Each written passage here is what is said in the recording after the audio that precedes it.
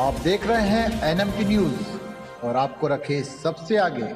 उद्धव ठाकरे गुट का राज ठाकरे पर बड़ा बयान। वो तो चाहते थे फडणवीस सीएम बने, जब बन गए तो उद्धव ठाकरे की शिवसेना यूबीडी के मुखपत्र सामना में इस बार राज ठाकरे की भूमिका पर सवाल खड़े किए गए हैं। हाल ही में महाराष्ट्र नवनिर्माण सेना मनसे प्रमुख राज ठाकरे ने महाराष्ट्र चुनाव के नतीजों पर सवाल खड़े किए और कहा कि शरद पवार को इतनी कम सीटें मिलना संभव बात नहीं लगती। इसको लेकर अब उद्धव सेना ने उन पर निशाना साधा और कथित ईवीएम घोटाले पर मुद्दा फिर उठाया। सामना में लिखा गया है, हमारे देश में चुनाव और चुनाव प्रणाली लागू करने वाली व्यवस्था लुटेरों का गिरोह बन गई है। भारतीय जनता पार्टी से खास नजदीकी रखने वाले मनसे प्रमुख राज ठाकरे ने अचानक महाराष्ट्र चुनाव नतीजों पर संदेह व्यक्त किया है। उनकी भूमिका थी कि देवेंद्र फडणवीस ही मुख्यमंत्री बने, लेकिन अब जब फडणवीस मुख्यमंत्री बन गए हैं तो राज ने महाराष्ट्र के समग्र नतीजों पर आपत्ति जताई है।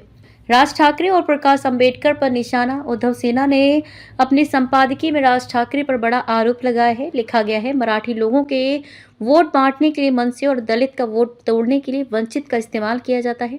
इन दोनों की मदद से देवेंद्र फडणवीस और अमित शाह महाराष्ट्र में अपने मंसूबों को अंजाम देते हैं और ये बात छुपी हुई नहीं है। हैरानी की बात यह है कि वंचित के सर्वे सर्वा प्रकाश आंबेडकर भी चुनाव नतीजों के बाद ईवीएम पर टूट पड़े और अब काफी दिनों तक सोचने के बाद राज ठाकरे ने भी ऐलान कर दिया कि ईवीएम नतीजे सही नहीं है। वोट बांट कर जीत हासिल करने की रणनीति, ईवीएम घोटाले का आरोप लगाते हुए सामना में लिखा गया, राज ठाकरे कह रहे हैं कि देवेंद्र फडणवीस और उनके लोग ईवीएम घोटाले करके ही सत्ता में आए हैं और वे सभी अवैध हैं।